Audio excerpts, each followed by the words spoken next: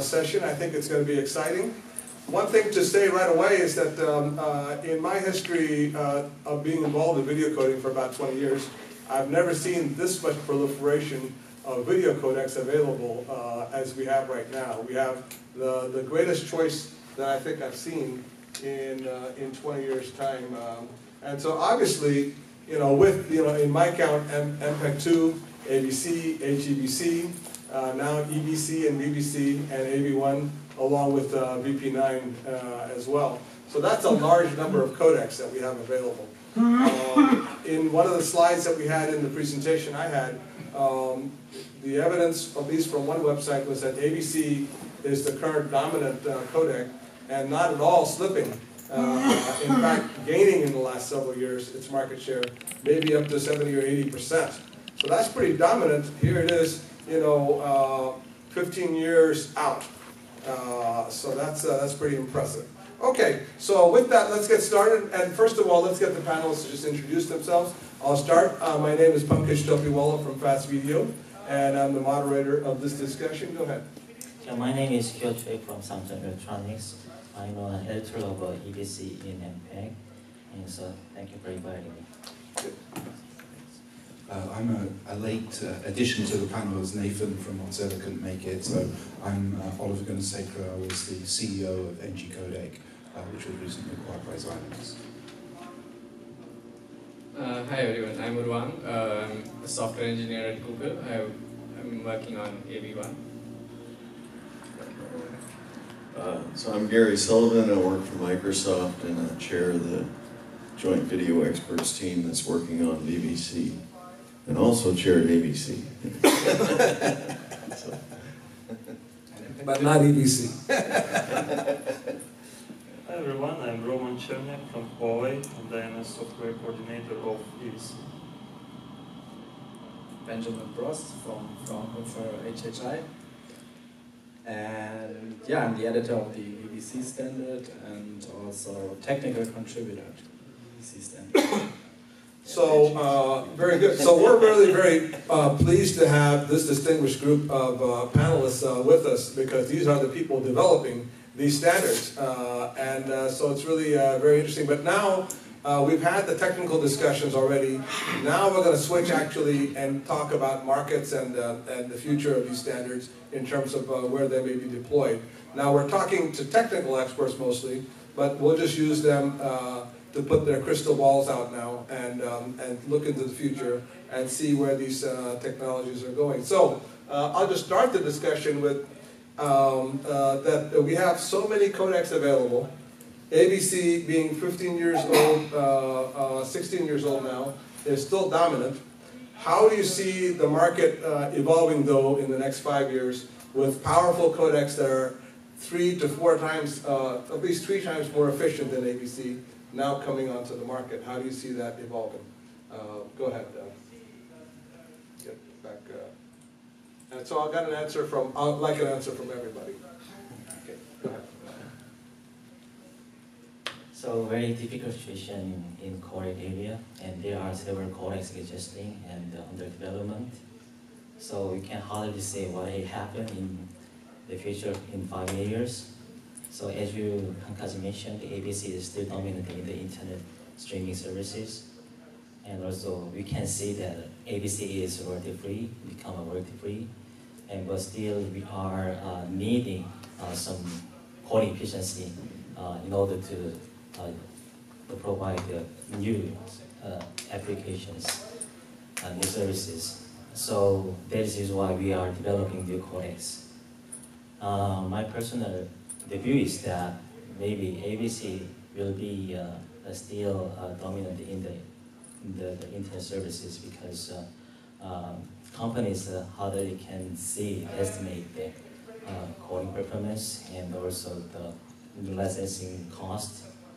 And so maybe companies will evaluate compared to the modernizing its cost and compared to the coding efficiency.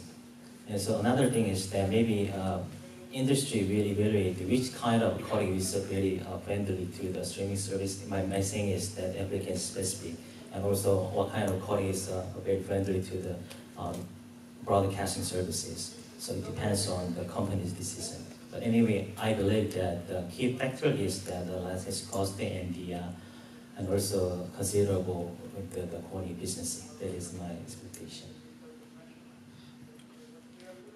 So I think AV1 is going to be very significant over the next 5 years. I think it has substantial... Quantify that for us, maybe about 10, 15% of the market, or you mean 25, 30% or more? 30 to 40% Really? of all bits streamed on the internet. Okay, So for streaming services. if you take every bit encoded and delivered to a consumer, I think AV1 will be by far the dominant. Just because... By far over AVC. Yeah, I think AVC is still going to be important, but it's 16 years old, it may be 20 years old by the time this comes to pass. Yeah.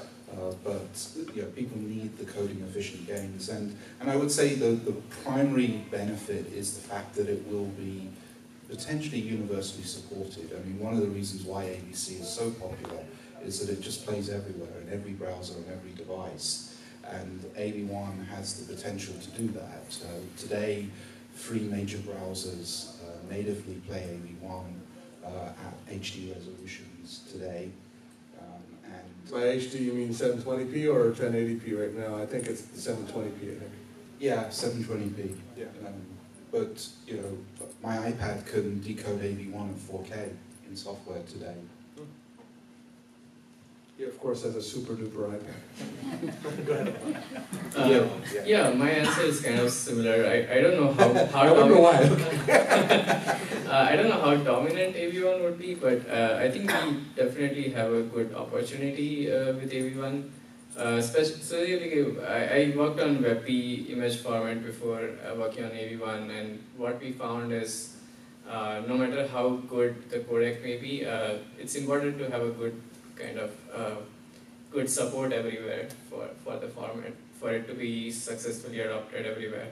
And with AV1, as you mentioned, we have browser support from all 3 browsers. There are a number of hardware companies which are part of the alliance, which will start maybe the hardware development soon. There are basically every use case that you can think of in terms of both the major phone operating systems, Apple and Google, all the streaming services, Netflix, YouTube, Amazon, Facebook. So all of these being part of the alliance, I think should help get a quick adoption for everyone. Let's just to quiz you just for a second, since you mentioned Apple being part of the alliance, do you have any inklings that Apple's going to put AV1 into the Safari browser anytime soon? No idea. No idea. Okay.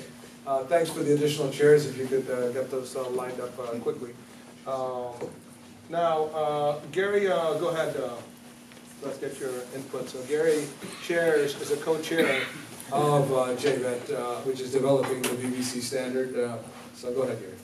Yeah, well, I don't really think of myself as a marketing prognosticator. Well, so none of the much. people here actually are, but I'm just getting you to put your crystal balls out right now. I think that one thing that's interesting to think about is that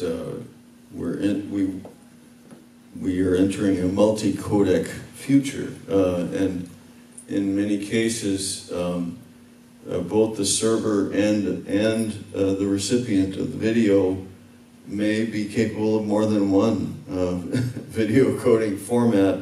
I recently heard of some interesting work by Yuri Resnick, who's here, about how to try to optimize video delivery in a scenario like that, where you have multiple capabilities on the sender side and multiple capabilities on the recipient side, and you can use that in the system to try to optimize the behavior of the entire system, which I think is an interesting place to look. And I also, want to see where's the technology going to go next. What are we going to do next? Okay, whatever happens with all of this stuff, what are us video coding experts going to be working on next? Because EVC, VVC, 80–90% done. Yeah, a year from now at SPIE 2020, we won't be talking that same conversation. Right? If we're all still employed, you know, I'll still be employed. I may not be earning anything, but well, AV2 is starting. I think it's very interesting to think about where do we go from here. What happens next? Well, you know, Gary, you raised a very good point, because in previous years we used to think of a 10-year cycle between the release of major standards codecs. And certainly the current environment has sped that clock up a little bit. Question is, you know, so HEVC was 2013, and we have now VVC at, you know, at 2020, so, you know, we've cut it down to 7 years from 10. Are we going to then release another one in 5 years next, or sooner? Certainly, the more and more that codecs become a software thing more than a hardware thing, then the clock cycle speeds up quite a bit more. So companies such as the ones in AOM, many of them have software or firmware implementation. Of course, eventually it goes into hardware, but if it's software, the clock cycle is a lot faster. We're already speeding up a little bit. But do you really think that in 5 years we may be issuing another standard, Gary? I don't think we'll get another 2-to-1 gain in 5 years, Right. Especially if we try to do it all in software. Right. I think one of the most interesting gains potential gains moving forward is all this neural net stuff, and you're not going to do that on your CPU. Not anytime soon. Yeah. That's probably going to need some hardware support to get something out of that. But we've been working pretty hard on finding all the opportunities for coding gain, and I don't think we're going to get another 50% in 5 years. I don't think we'll get there in 7 years. Looking back in history, you know, when we had MPEG 2, we couldn't imagine how we were going to do 2-to-1 better than that back then, and yet we've done it 3 more times since then. That's right. And there are some things that could maybe give us another turn of the crank. There's a few things out there. Yeah, but it's getting harder. It's interesting though that you know, in terms of pure information theory, no theory has been able to tell us how much more lossy coding gains are still possible. In lossless world, information theory is very precise, and we know we just can't get a whole lot more than 2.5-to-1 on almost any natural data signal. But in lossy coding, you know, nobody knows the end limit yet. We don't know where this will stop. Eventually, it will stop, and we will reach some kind of an entropy limit, but we don't know where that is, and we've gone a long way. In fact, when this game started, I believe we've done 30-to-1 better, no more, 50-to-1 better than since when we started H.261. And we're just enormously better now. And yet, how much more gain is really possible? We don't know the answer to that, but interesting. Roman. Yeah, from my perspective, I think it's a very interesting situation having multiple codecs, and my personal feeling is that they are targeted to maybe different market needs. Like we have VVC, which is ultimate performance, and everything is very good, and 2 other codecs maybe. No other codecs can compete with VVC, and which is really good to have VVC, and if market able to use it, it would be wonderful. And from the other side, we have AV1, which is also good and seems very promising. But maybe some politics is complicated now, so maybe some companies or countries don't feel very comfortable to use it. And because of this reason, there is a choice on the market. Someone can take one codec, another codec, and EVC, it's like somewhere in the middle in terms of licensable maybe, and coding efficiency. That's like my personal opinion on that. So good choice is good as far as you're concerned. Yeah. Now, you mentioned politics being complicated. Politics in general is very complicated these days, but we won't go into that. Benjamin, go ahead. Benjamin from HHI. Yeah, I wouldn't like agree that I'm happy that we're where we are. Right. But it is how it is, and we need to deal with it, right? Believe me, like in politics, things are what they are. And at some point we will have these different codecs and we will have different use cases for them. And one chart was also showing the usage of HEVC is increasing, although a lot of people are saying, oh, it's unusable, we cannot use it. Oh, there are some hell divers who are using it. That works pretty well. In fact, that's a good question. Yeah. Do you think HEVC might become the dominant codec? No, I don't want to get into speculations about that, and I want to definitely not getting my crystal ball out.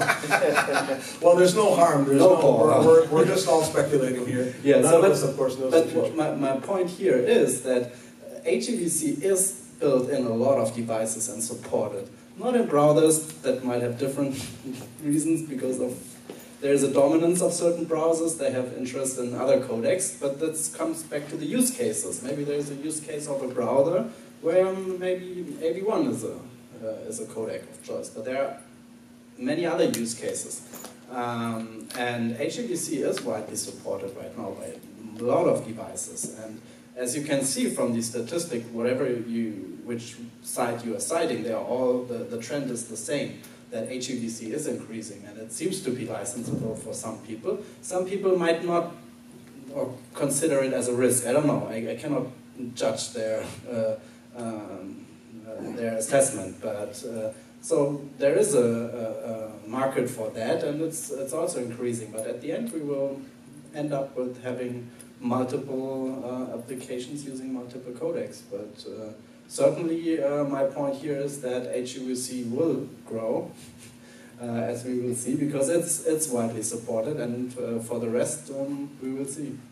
In fact, we can conjecture that after AVC, HEVC is the codec most already in place, at least in hardware devices. It's ready to go. And there was BP9 claimed as an alternative, and that was not flying, although it was claimed royalty-free and all that. So it's not all. That is not the main point. Sometimes there are other factors, and for HEVC at least,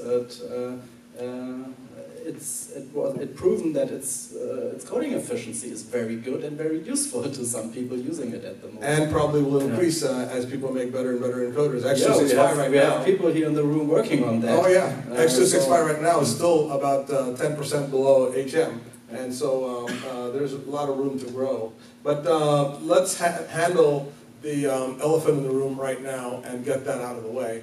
Do we believe that licensability is going to become a massive issue for any of these codecs? And is that going to be the deciding factor? I know, Benjamin's, this is not your favorite topic, but let's get that on the table because we're just speculating. And it's a legitimate issue. So there's no question it's an important one. So you want to go first now? You're jumping ahead. Okay. Well, maybe we can swap places. Otherwise, So, I mean, we founded our company on the back of HEVC, in 2012. Yeah, that was NG Codec you're talking about. Yeah. And so we're big believers in HEVC, and huge, great technical work that was done. It's a very capable codec, but it did not have as much adoption as we would have liked, and that's, I think, down to the licensing frameworks. And unfortunately, I see with VVC history repeating itself. Incredible work. I mean, to get that doubling again, I mean, there's no easy way to do that. It's phenomenal, the technical work. Gary had to beat people to a pulp in order to get that. Yeah, I mean, it's unbelievable that you're able to do that. Incredible technical work, but unless it's not the fact that it's royalty or not royalty. I don't care. I think people should be willing to pay for this advanced technology. But there seems to be a history of every other codec being a dud for a little while now. We had MPEG-4, which was a bit of a dud because of licensing, and the fact that it didn't have a huge gain, technically either. And then AVC was a hit, and then HEVC. People can say it has not been deployed as well as we had expected. So, you know, I wouldn't call it a dud, but it has not taken as well as it could have. So just to finish the point very quickly, I mean, I think VBC doesn't have to be royalty free. I mean, people will happily pay royalties, but it has to be predictable. You know, there has to be one place that you go to. Oh yeah, but what I'm trying to get to in my line of thinking was that, you know, maybe since the patent holders of HEVC might decide now that we messed up last time, and this time we're going to correct, then maybe you know, VBC licensing will become, you know, much more reasonable, as it did. You know, it became reasonable for AVC and it was licensable. So maybe this time around, you know, we'll get that. But let's get the whole spectrum of opinions. Gary looks like he's ready to go. Oh well, one remark I would say is that HEVC history is not over. Absolutely, the history of AVC is not over, and HEVC has a way to go. AVC is on a fairly predictable path. We're working on that becoming a royalty-free standard in about 5 years. We're working on HEVC becoming a royalty-free standard too in about 14 years. My crystal ball doesn't go that far. In the meantime, you know, yes, the spec is written for HEVC, but the licensing situation is not static still. So people that could change. Some people don't remember that AVC had some licensing issues also for quite a while. Right. Microsoft was involved in a big lawsuit. Gee, what kind of bums they were. Not long ago. When was that? It was not more than 5 years ago, I think, that there was still a big lawsuit over AVC. And I was, you know, a witness in court over it. And there were 2 patent pools. These things evolve over time. The HEVC story is not finished, and at some point, I would hope that people realize, on the licensor side, that people realize 2 things. One is whatever the number of patents that you have, the amount you're going to get in royalties is not so huge, you know? People especially when remember what they got from MPEG 2, and they made a killing. Whatever the fee is, when you take your numerator and you divide by the denominator of how many other people are charging money, whatever the numerator is, there's a limit to how much money you can even hope to make. So people should be willing to try to be constructive. And the second issue is that the larger community of licensors, not talking about any individual licensor, but the larger community of licensors has to realize that maximizing income, if that's their gain, if that's their goal, you don't maximize income if people don't want to get licenses. So, right. So what you're doing is there is a motivation there. I think that if the licensors want to get licensing fees, they need to be reasonable enough that people will buy them. It's always a value proposition in this IPR and stuff. The calculus is pretty simple. You know, if you charge too much, you're not going to get anything anyway. So why charge? You've got to charge at a reasonable rate. There's a value proposition there. We don't know how these things are going to evolve in the future, but everybody has to realize that you know, there are options, and people will evaluate the reasonableness of your value proposition, and that's going to go forward in history just as it has in the details of what it was when we look back. So it looks like you know, what you're saying is confirming what I was trying to say earlier, that maybe this time around, those patent holders are going to say, geez, we better be more reasonable, or else none of us are getting anything. So for example, the patent holders for HEVC patents are not getting a return on investment that they spend in creating HEVC. But Benjamin, looks like you're eager to go, but let me get Samsung over here before we get to you. Yeah, I think this is a good topic to discuss in the panel discussion. And my point of view is that HEVC is still going on, and maybe patent holder of HEVC realize that the real situation, and they make a decision like ABC did before. You mentioned actually ABC at the time there was 2 patent pools, and then but later they actually combined together and make 1 patent pool. After that, actually the users wanted to use the ABC in the product, and there was no issue on the licensing things.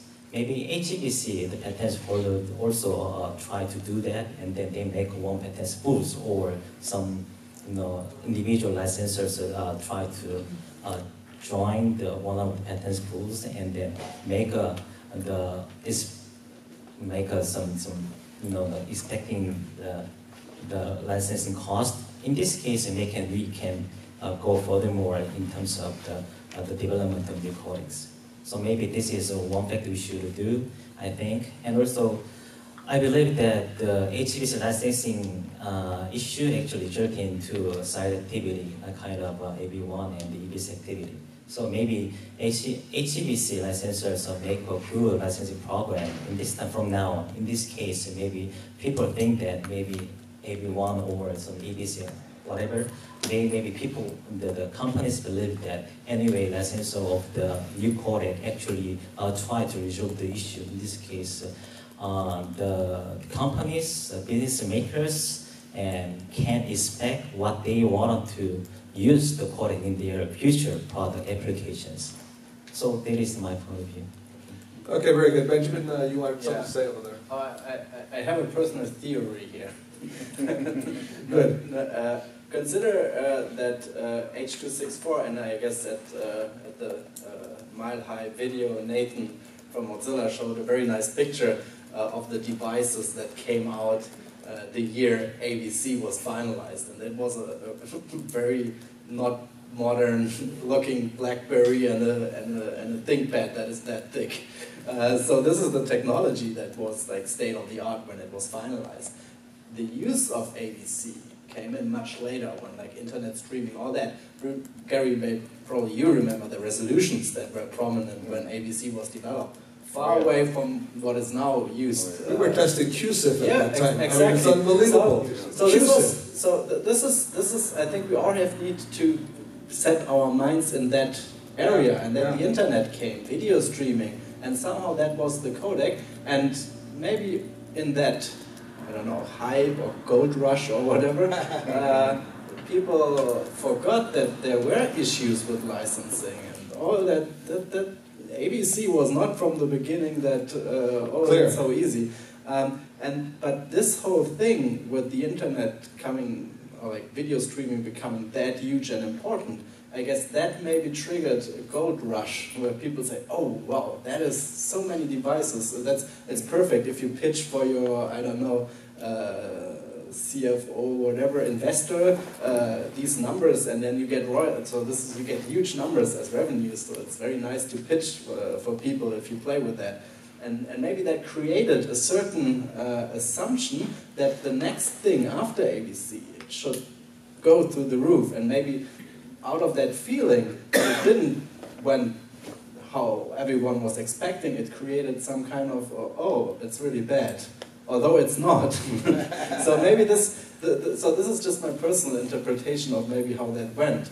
And maybe now everything is cooling down a little bit. There are other codecs on the market, and then that things get more stable. The expectations for every new codec are pretty low in these terms now, just compared to what we had after ABC. Yeah, there were like super big expectations after ABC.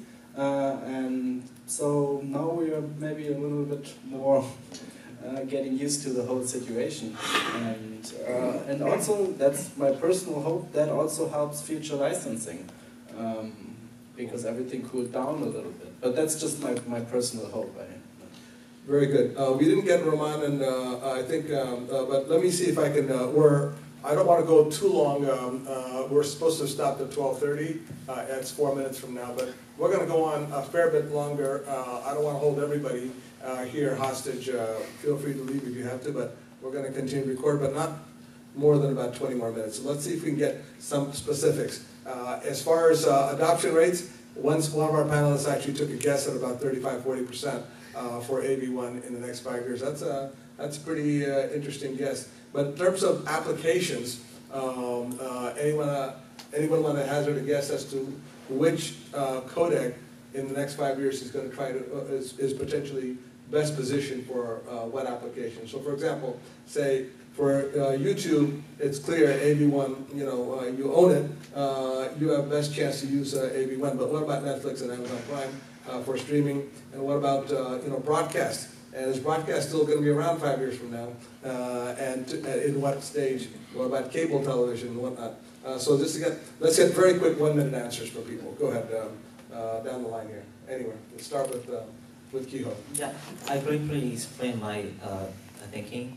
So as Pankaj mentioned, AV1 will be dominating in the streaming service. And then, well, we don't know the whole streaming service. Certainly YouTube. But is AV1 really going to dominate with Netflix? Even though Netflix and Amazon are both part of AOM, but are they really going to switch to AV1 from AVC?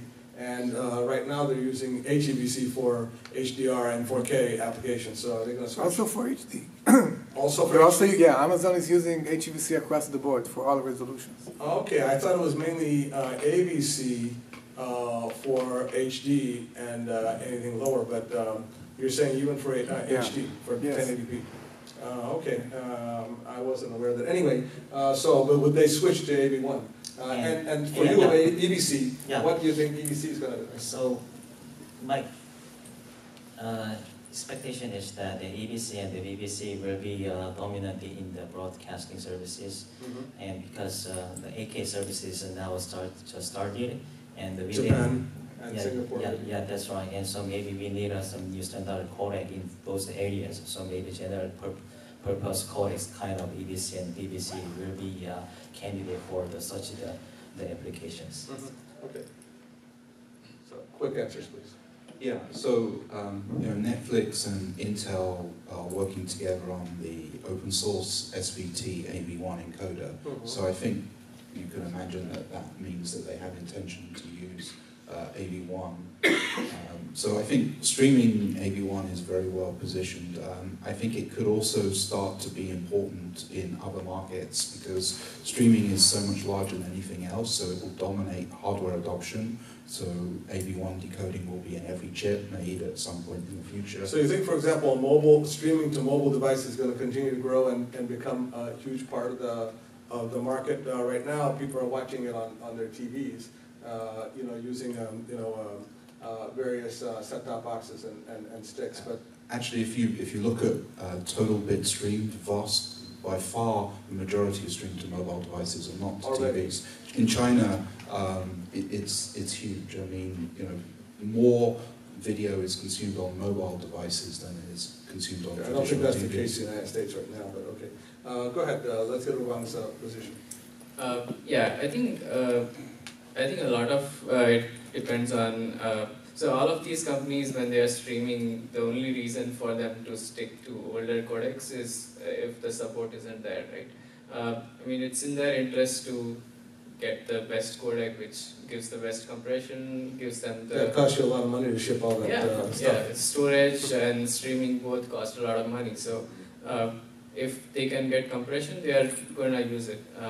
Plus, how many formats do you keep of every file? Probably about 30 formats. Yeah, so that's why I think given that if more devices support it, and I think that's how Alliance would help. A lot of hardware companies which are part of the Alliance are probably already working on a hardware decoder.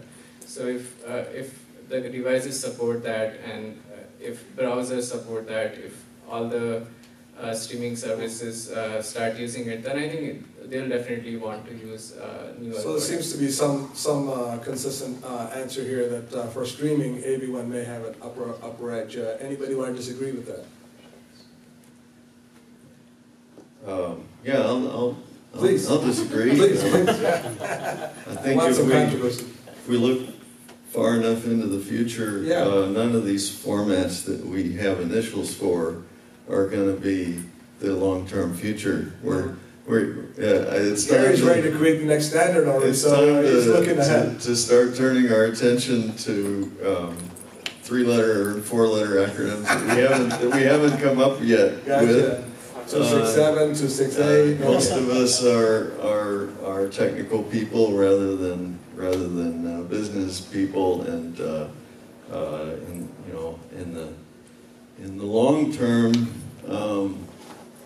YouTube and Netflix may become the Dominant player. the MySpace and Alta Vista. And BlackBerry of the future, and we should be thinking about, you know, what we're going to do next. And that's a much more interesting question to me. It's time to really think about in terms of job how do we really move things forward instead of fighting over this pie. I see. Roman, you haven't had a chance to speak for a while. Go ahead. Yeah, I tend to agree with what have been discussed. One more maybe interesting possibility for new codecs, it's some kind of new markets which cannot be covered by AVC. Like we have HDR, it's already very clear, and probably AVC does HDR well, but next codec, next generations can. And some other stuff like 360, VR video, potentially some more fancy things. So let's talk about 360 for a second in HDR. HDR and 360 both entered our sort of airspace a few years ago. And HDR seems to have planted its feet, and it's a real application. It's not taking up the majority of bits out there yet, but it's there and it's growing. 360, in my mind at least, I'm thinking is still a future application. It's not yet currently a mainstream application. Does anybody here really think that 360 is going to take off, or is that going to become a dud? Let's just put that out there. Yeah, one over there. I mean, I think it's driven by displays, right? I mean, Yeah. you know, 360 unless you got a head-mounted display. But those head-mounted displays are, you know, have a lot of drawbacks. I try those on. I don't want to wear it more than 3 minutes. You know, it's really a pain to wear one of those. I'm going to bump into something.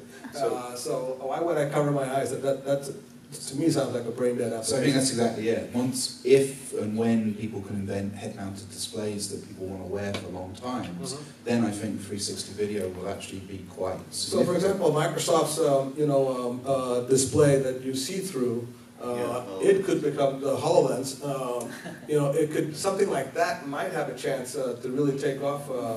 But we'll get to that in a second. Unless, Gary, you have anything to say about HoloLens taking over the world in the near future? Well, yeah, I think the first time you try a HoloLens with the video that you can walk around, it's impressive. It's pretty cool. Yeah. And I think it's clear that 360, as most people know it, is not the way things are going to go. We need something different, but.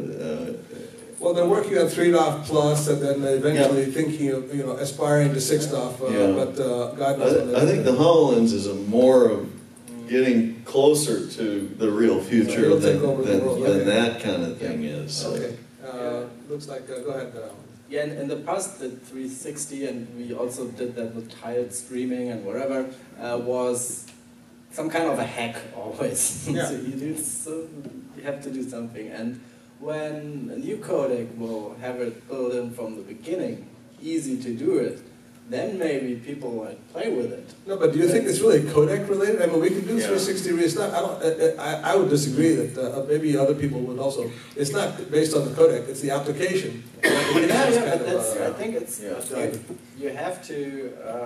I don't know if a better support is there and people start playing with it. may come up with more interesting applications as AR stuff. So what we currently have, I think everyone's seen it. Yeah. I kind of agree with that point. I mean, it's both ways. So, I mean, the codec has to also have a good support, and also people should want to create and consume 360. And I know that in AV1 we had this where some companies wanted support for 360, so we added support for something called extended tiles, where it was important because if you have a 360 video, you don't want to decode this whole huge sphere at the same time, because you're only looking at a part of the sphere, right? When you're usually a third of the video or less of what you're coding. So right. You're coding a huge overhead. Yeah. So in a sense, it's a nightmare for streaming services. Right. So I mean, we had support for something where you can have a certain keyframes in the sphere, and then a lot of interframes which kind of refer to those, and you can they are tiled with 64 by 64 tiles, so you can decode only a small fraction which you need. So I mean, that's just one example where if there is demand, then I think codec will also. Yeah, but we're not seeing the demand yet. Yes, so it's kind of both ways. Yeah, it works a little bit both ways. Okay, well, we have a lot of other questions, and I'm going to try to get to a couple more. One of the things that in fact, Yuri pointed this out to me privately, that and we certainly all agree to this, that the insertion of a new codec initially, no matter how efficient it is, actually mucks up the system because things are working now, and every new codec that you introduce is actually a disruptor. And what that means is that streaming services, for example, have to store yet another format and be able to stream that format to whoever is able to view it. In the meantime, all the other codecs have to be supported as well. And so you just make the system less efficient. No matter how efficient a new codec is, it actually is a disruptor until it can become dominant. And so, in fact, a key thing is with HEVC right now, dominant, it's hard to unseat the dominant. We saw that with MPEG-2. It took a long time to unseat MPEG-2. And in some quarters, MPEG-2 still has not disappeared. In fact, interlace has not disappeared in certain quarters. It's hard to believe. But do you see that maybe MPEG, so the latest VVC, EVC, and AV1 may have a hard time getting any foot in the door? Gary, get a microphone that way. I don't think so. I think, a year from now, everybody who's deploying a video system will know that like 3/4 of their bits are being wasted if they're sending AVC. Yeah, we're got a codec that's at least 3x more efficient, and that's a lot of bits. We're way beyond that. Yep. Maybe they could temporarily be slow in adopting HEVC or something, but time keeps moving forward, and once the value proposition is there, the handwriting is on the wall for the old technology. I think that eventually the transition will happen, and there were some people when we did AVC. There were some people who said, oh, nobody's going to adopt this thing. There's too much entrenched installed base around MPEG-2. Even if it's 2 to 1 better in coding efficiency, how could you possibly move off of that that inertia? And eventually they moved off of that inertia. And I think once you're at that level of 50% or better coding efficiency or any kind of, and relative to AVC, even 40% all these or better, codecs are significantly that's better. right. So I think AVC is not on an upward trend. Yeah. Okay. So in other words, we're predicting. It's used by some major cable operators. That's still MPEG-2. There's still it'll last. There's a long tail on that and stuff. they're not going to let it go. To replace MPEG-2. But the slope, the slope is not. Yeah. I think the slope is not. So we can certainly conjecture the following: that economically, if the whole ecosystem adopted one of these new codecs right away, it would save everybody a lot of money, and it would generate enough spare revenue that all the patent holders should be reasonably satisfied. So if we could have a switch right away, that would actually help a lot. But the problem is that there's a lot of slack in the system, and it doesn't. It's very, very elastic and doesn't switch easily. You need regulation. What now? You need regulation, like you have with the digital switchover of ATC. Otherwise, it won't work. The last thing you want is the government involved in this. Let the market figure this out. Just increase standard cycle to 20-25 years and take care of APR issues. Well, let's get off the IPR issue now. But here's another monkey wrench. You know, we're about to start adopting 5G networks relatively soon. Some places it's already started, you know, we're already up to 4K and 8K in video resolution. Do you really expect video resolution to continue to go up and up and up further? I mean, I know the TV manufacturers like to have that because they have need a good reason to sell expensive TVs to you. But it's hard for me to believe. When I watch television at 1080p, I'm happy, and the 4K doesn't have. I have 4K TVs. I don't notice that much difference between the 1080p and the 4K. I can't imagine I'm going to pay a lot more money for the 8K, let alone say a 16K or whatnot. So if resolutions aren't increasing too much, and HDR is not taxing too much over SDR, as far as I see, that's like a 10% maximum. Well, I'll get everybody in a second. But then with bandwidth increasing, and maybe for the first time we're reaching a bottleneck as to the size of resolutions, do we really need a more efficient codec as much as we used to? We used to be more bandwidth strapped than we used to. But of course, let's remember that most of the world hasn't caught up to this, you know, 5G network kind of technology. So, I mean, the first thing is that people are watching more video. So even if resolution... So consumption continues to go up. Yeah, so that in itself drives the need for better coding efficiency. Okay. But then there are going to be newer applications, right? I mean, I think an 8K TV, if it's really big, like if your whole wall is an 8K TV, makes actually does make sense. That's not the next 5 years. You don't expect that now. It's starting. I mean, Samsung is pushing. But there is another application I do want to talk about, and that is stereo.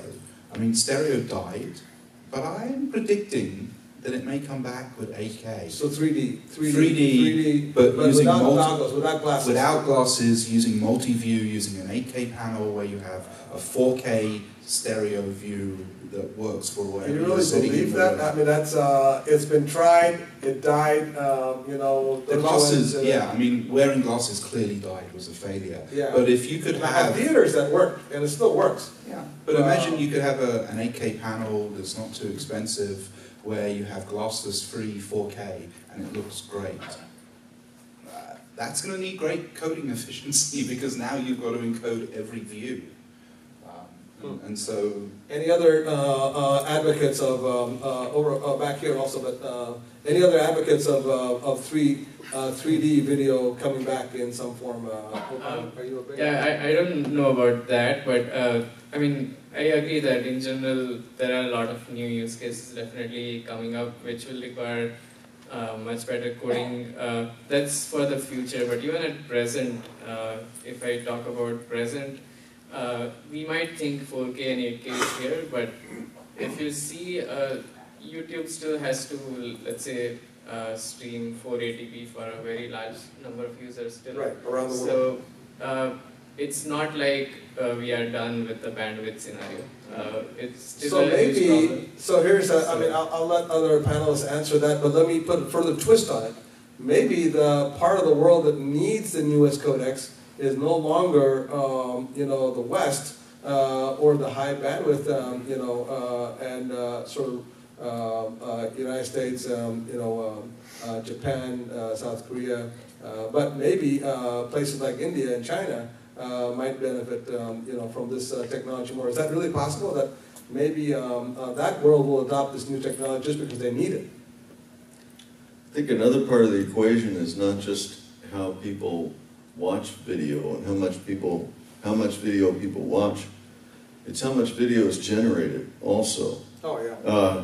and cameras have become really cheap, and a lot of us have cameras on our front porches now, and I'm kind of a Luddite, but I've got 3 cameras in my house. They're 24-hour day cameras, and that's you watch all of it, right? Stays up all night to watch what happens. So, you know, this ubiquitous video recording is just going to become more and more ubiquitous. But is that going to become like a privacy issue for people eventually? People are going to... Absolutely, it is a privacy issue. But that doesn't mean it's going to stop. Facebook, it is a privacy issue.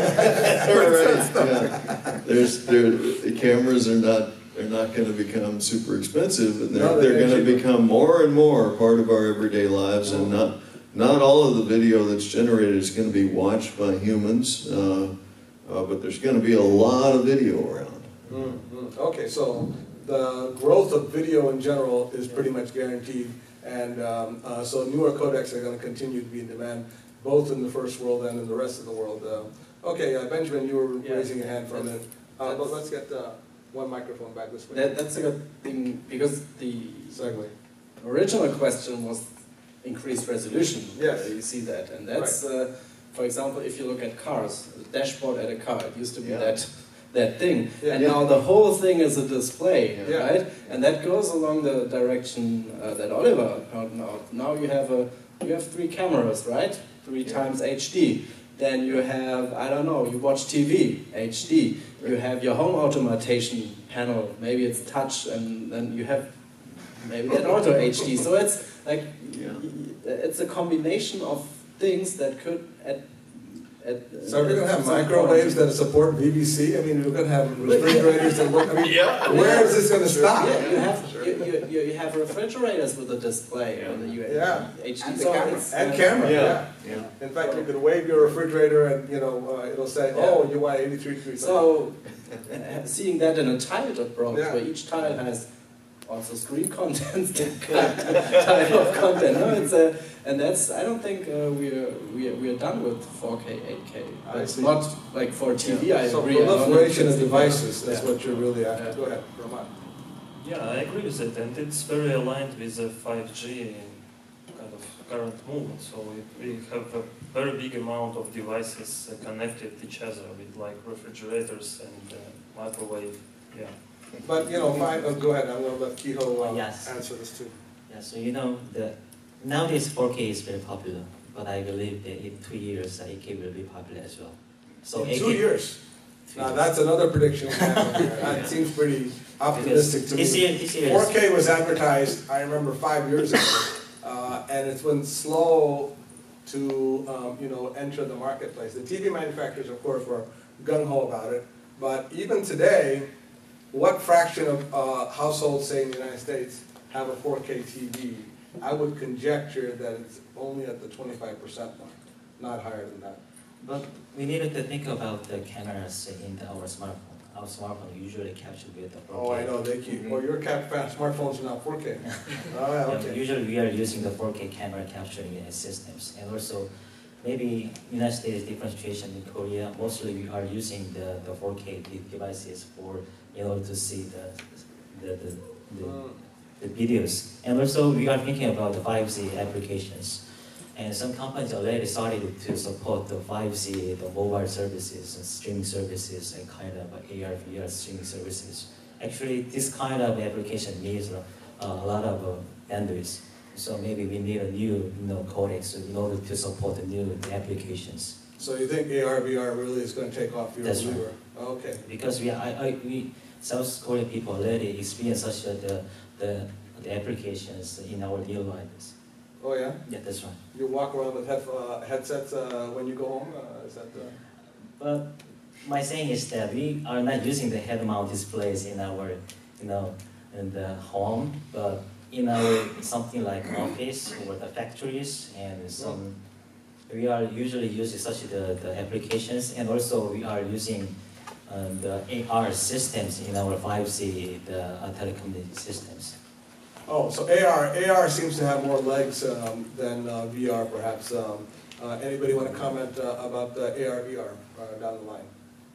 Very quickly, I think cloud XR, as some people are describing it, whereby you have a lightweight pair of glasses, but all of the rendering is being done on the edge and then streamed as a video field in This is real like time. a 5G network application, Yeah. where the cloud can do all the heavy lifting for you, Exactly. but you still have a goggles to watch it on. But those goggles are much lighter because you don't need. But lighter is one thing. Are they going to be see-through, or are they going to be, actually just a VR device? I think the bigger market is AR, right? It's just Right. it's the only difference is how transparent is the glass. I think they'll work in both modes. So Microsoft's pursuing the HoloLens example where the processing is done right on board in situ. You think that model will shift to a cloud-based? Well, certainly the cloud computers can do a lot more heavy lifting, and if you've got the bandwidth, that's the better way. So maybe 5G will force more and more things into the cloud. So if you're in Amazon, you've got good business coming for a long time to come. Anybody else want to comment on VRAR? Yeah, well, I would agree that AR is much more promising than VR. You don't want to replace reality to the point where you can't walk across the room and you bump into things. To me, it's brain dead. AR makes sense, and VR is seems like a very limited application. Right. Okay, very good. Well, we have a lot of other, good questions that we can discuss. Maybe we can give the audience a chance to give us any input before we have to close. Anybody have a question for our panelists right now? Nobody? Oh, okay, go ahead. So, I was wondering... Can you come up? Maybe I'll hand you a microphone. And we really are running short on time. We've gone an hour now. My question is it possible that... Step into the view. Do I have to? Tamar from BOOKMARKS. Is it possible that the abundance of codecs is the reason that no one is adopting any of them? Because we often, when we're proposing our HEVC implementation, for example, to potential clients, and their response is, well, we don't know what's going on. There's HEVC, there's AV1, there's VVC coming. Why would we invest in implementing HEVC? Let's wait and see what happens. So how are we addressing that? So your question is really, is the proliferation of codecs going to be an impediment to adoption of any of them? I believe it is. I think that's a natural thing that any customer, they have to deploy. If you're streaming a CDN, you probably can't remove a codec, so it adds complexity, fear of picking the wrong one and getting fired. It's a natural thing. Unfortunately, we have not made it easy because we made it quite a bit harder, but that's just the way life is. Anybody else have a question? You look like you were ready to ask something, so why don't you go on? Yeah, one thing I want to kind of... come into the camera view. Even a question, but sort of wishful thinking. By working in industry that is pushing several billions of stream every month and dealing with already 2 codecs, the last thing really we need is another codec to mess our system up. Seriously. How about 2 more? Seriously. Guys, please, pace the rate at which you're developing this technology. I know that being codec engineer, it is a wonderful field. You're trying to get your job done. You're trying to get you becoming famous quickly. Well, try to pace it. Get it closer to maybe 10, 15, better 20 years. And that industry process, whatever you develop. But Gary's trying to speed it up to 5 years now, but okay. It's too late to stop these 3 codecs. They're marching onward. So we're not in a position to do that. We're just trying to second guess, what's going to come out on top. So what we've heard so far is that AV1 at least seems to have a very good shot at dominating the streaming market. But that's not the entire market. New applications come up all the time. And there's still broadcast that's going to continue. And other things may come up. And AR, VR, we don't know what technology will dominate there. We have a lot more we can discuss, but I think I'd like to wrap up. Any final thoughts by anybody to wrap up this? Just to put in a word for VVC, I think it's a very strong package and will be an international standard, very well thought out, excellent technical work. showing up in a year. And in fact, DIS just coming up in a few months. So certainly it will be a very strong value proposition in the marketplace. Of course, it does need to have reasonable licensing terms associated with it, as which are not in our as hands. does anything else. But it is the state of the art at this point. And, certainly, all the evidence we have right now shows future. that it's the premier codec to beat at this point. Okay, any other final thoughts from anybody? Just very quickly, I mean, I think a lot of people get carried up on these kind of codec wars, and you know, the reality is that we are going to be in a multi-codec world, and we just have to live with that. It's just more multi than before. Yeah, exactly. Also, as a codec vendor, you know, there's a lot that you do around the codec that isn't inside, that is actually independent. You know, the rate control, the adaptive quantization, you know, all of these have pre-processing, ABR ladder, you know, all of these have massive impacts. In fact, sometimes much larger impacts than the move from one codec to another. So it's a complex decision. And yet, because of the variety of receivers, you're forced to create many streams to satisfy all your customers. So that's just, it's going to be that way. We can't really predict, you know, which one of these codecs will come out dominant, say 5 years from now. But we did our very best, and let's thank our panelists for doing it. Thank you very much, everybody. Appreciate it.